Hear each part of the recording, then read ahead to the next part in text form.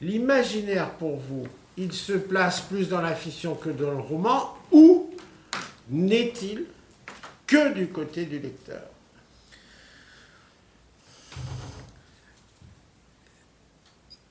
Dans un premier temps, il faut dissocier l'imagination de l'imaginaire. L'imagination désigne un acte. Désigne un acte de fabrication ou de duplication dans une forme de la concaténation en soi d'images. L'imaginaire est cette espèce de matériau primal antécédant la fabrication et le travail, en quoi l'on croit quand on croit que se construit en lettres là ou en lettres, une concaténation d'images qui pourrait, le cas échéant, dont il pourrait être témoigné, le cas échéant, indépendamment du travail qu'il produit. Je crois en l'imagination des œuvres. Je crois que les œuvres se faisant conditionnent,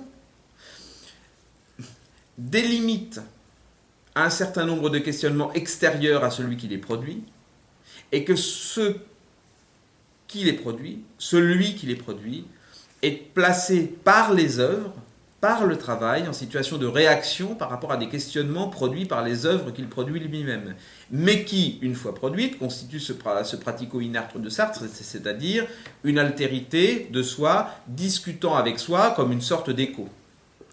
Autrement dit, je ne crois pas en l'imagination des auteurs, non plus qu'à l'inspiration des auteurs, je crois en une imagination et en une inspiration des œuvres, et je crois que tout auteur est interpellé par son œuvre, et que c'est cette œuvre, c'est cette conténation d'images contenues dans une œuvre produite par un organe qui conduit cet organe à fonctionner. Autrement dit, je crois que le monde littéraire, l'univers littéraire, le roman, est ce qui est cette concaténation d'images qui conduit réactivement une nervosité de production du travail à lui apporter réponse ou à entrer en émulation avec lui. Mais je crois que l'imagination est une possession des œuvres. Et je crois que l'imagination est une prérogative et un monopole des œuvres se faisant. Autrement dit, pour vous répondre de la façon la plus juste en moi, je dirais que l'imaginaire d'une œuvre n'appartient en réalité ni à l'auteur ni au lecteur, mais bel et bien à l'œuvre. Autrement dit, qu'il y a quelque chose en l'œuvre qui est radicalement étranger et à son auteur, à son amont, et à son lecteur, à son aval, et qui par conséquent fait de toute œuvre un socle irréductiblement étranger et étrange à quelque essence humaine, à quelque être là humain qui la fréquente. Je crois réellement en l'incarnation des œuvres, je crois qu'elles sont là, et je crois qu'elles sont indépendamment de toute présence au monde qui s'arroge le droit d'être en contact avec elles.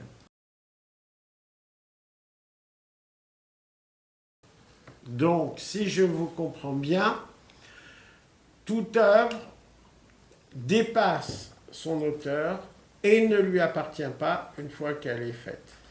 Je ne sais pas si elle le dépasse. En tout cas, ce que je sais, c'est que le maître, la maîtrise de l'imaginaire, de la capacité de travail et de la rationalisation de l'influx nerveux ou de l'expression appartient à ce corps étrange et à cet objet qu'est l'œuvre. Et je ne vois d'ailleurs rien de bien surprenant à constater qu'un objet, en tant que tel, et dans sa radicale distance par rapport à l'être, se définit comme une instance impérative contraignant et celui qui l'a produite et celui qui la reçoit en don. Je crois qu'il y a une certaine sagesse à considérer que dans le monde, que dans le présent, dans le monde, qu'on parle de temps ou d'espace, ce sont bel et bien l'objet, le présent et les espaces qui dictent à l'être leur étrange loi.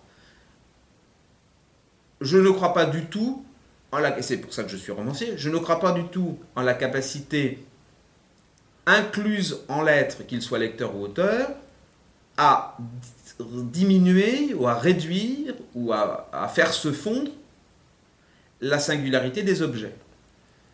C'est la leçon de Francis Ponge. Francis Ponge, dans une certaine mesure, et quelle que soit la qualité de particulière et malherbienne, c'est-à-dire stylistique ou poétique ou formelle de son œuvre, est quelqu'un dont le message de ce point de vue est assez clair. Je suis le féal d'objets dont la radicalité interne me convoque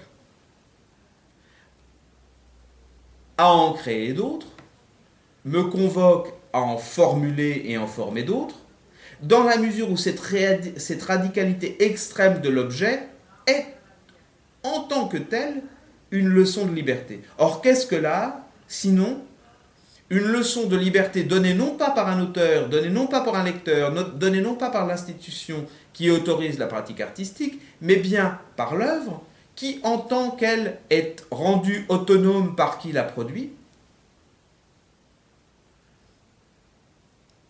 donne à celui qui entre en émulation avec elle ou qui entre dans un rapport esthétique avec elle, reçoit de l'objet la leçon de la radicale distance.